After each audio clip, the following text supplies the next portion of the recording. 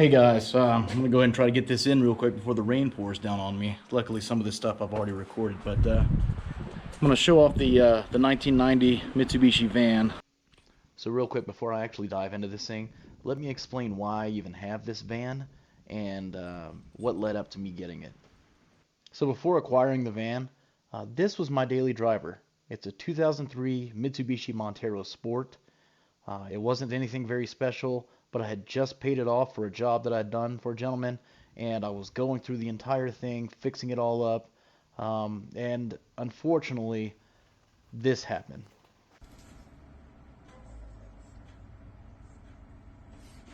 And it was the car right before Alfred, huh? Yeah. Oh my gosh. So when the light turns green, you'll see this car right there.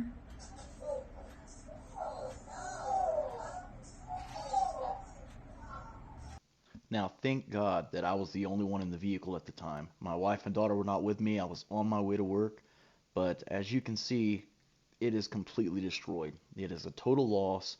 Someone in a stolen car hit me in the rear end and just flipped me over. So I'm just so internally grateful that I was not harmed. I came out of there unscathed, no broken bones, no cuts, anything. So I am so grateful to God that I am fine, because that, you can see, it's a wreck. So I needed a new daily to offset driving my MGB every day. So a major part of me being a car enthusiast was the anime Initial D, and in that they had support vans for their racing team. And I figured if I'm working on cars all the time, why not have a really cool Mitsubishi support van so I could carry tools and everything else. So the search began for one, and I actually missed this one when it was in San Diego. Someone else ended up buying it, and I was in contact with them trying to figure it all out and stuff. And overall, I mean, it seemed to be, yes, it needed work, but it was in pretty decent shape, and I was so close to getting this one. I mean, I was talking with the guy.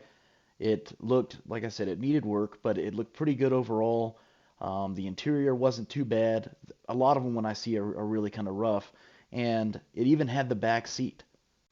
I was so ready to pick this one up. The only thing I didn't like was the rear area, but before I could even get it, the whole sale fell apart. Then I ran across this one, which someone had, obviously looking at the price, told them that it was worth way more than it actually is. This is not the four-wheel drive turbo diesel one, but there's no way I'm going to pay 32,000 or 20 grand for something like this. Yeah, this is not an all-out Mitsubishi Delica. So I finally came across this one, and it looks to be in pretty good shape. The asking price was a bit much, but they are fairly uncommon, so I can understand. The interior is in pretty decent shape, and overall, even though it needs work, it seems like it's going to be a great daily. So I bring the trailer with me in case I'm going to actually purchase it and pick it up, and I fall in love with it immediately. So unfortunately, I'm a little worried about my negotiating skills here, because I'm already just starry-eyed. I did actually bring it home, so I was able to negotiate a great price for it. It does run and drive, and I'm excited that I'm able to keep it. So I finally get it home, and I go ahead and start to unload it. And as I'm unloading it, my wife sees it, and she doesn't particularly like it too much. She considers it a milk carton, but that's okay. I mean, beauty's in the eye of the beholder, right?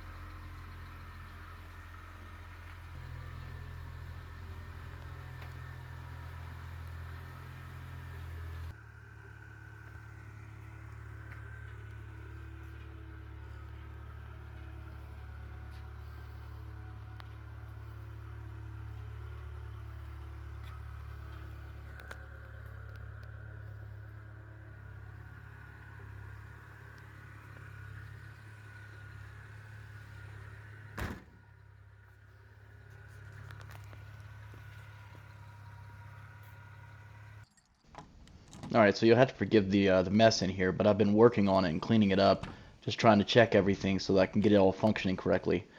There's the gauge cluster out because I had to get to the brake fluid reservoir, which I'll show in a second. Unfortunately, there's a crack in the windshield. I'm hoping that's going to be easy to replace.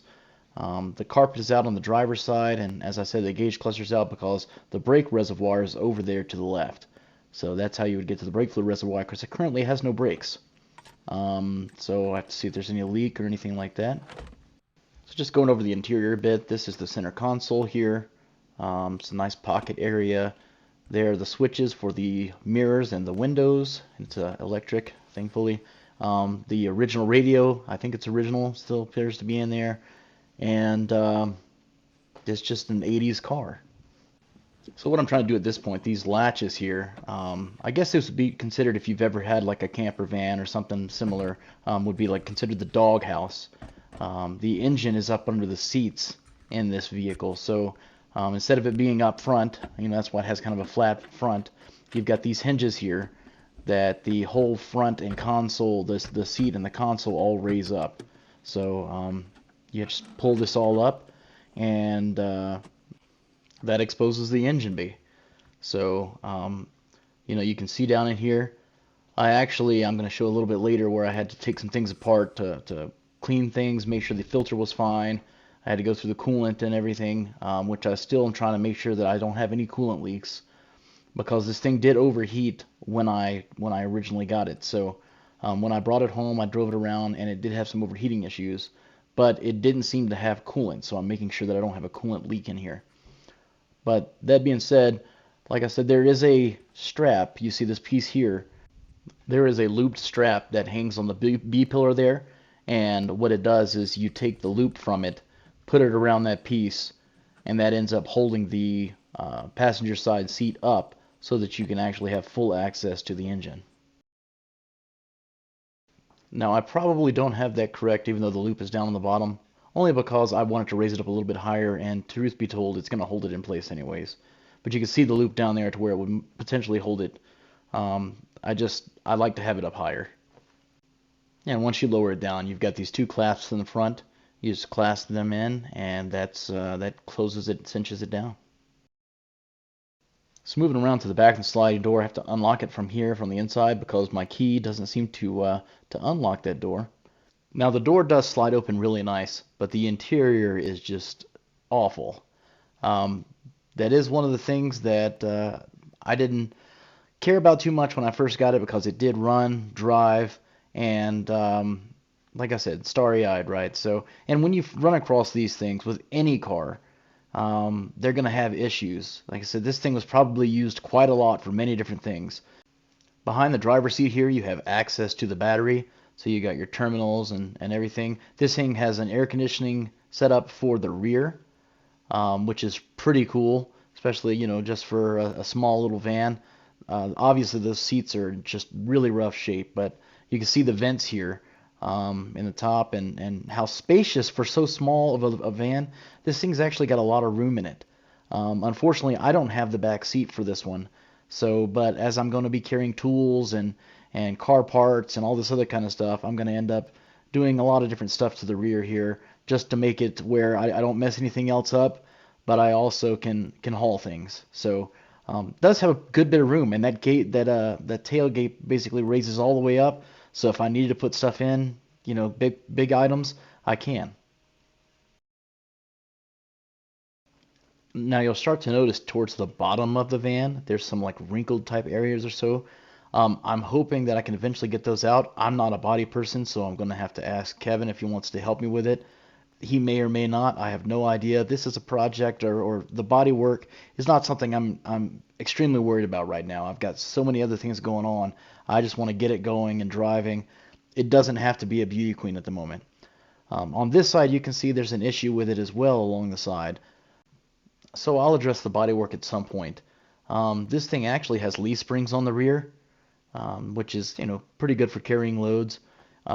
The hubcaps are not on it right now. It has these really cool futuristic 80s hubcaps that are probably in the other pictures, and I just took them off right now because I'm going through everything to make sure that it's reliable and all that, just to clean everything up, as I said.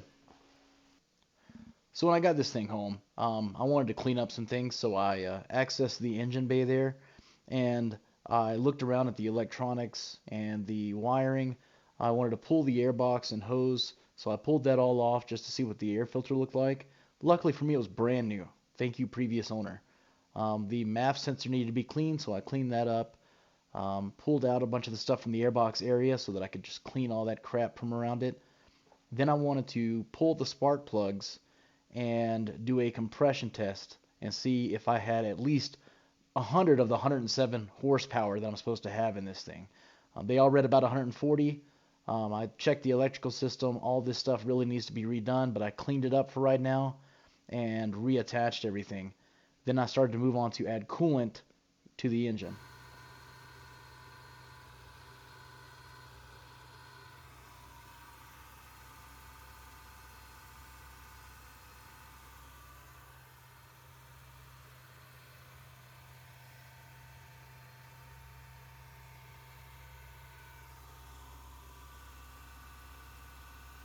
So looking at that coolant or water, I mean, yes, I know, obviously, I need to flush the system in this, and that's going to happen at some point. But as it sits, I wanted to see if I could bleed the system and prevent it from overheating.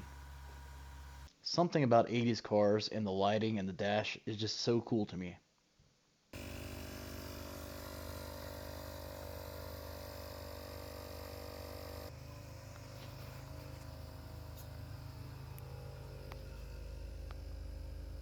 It's honestly at this point that the van's run for quite some time, or wagon as it actually is called, and it hasn't overheated.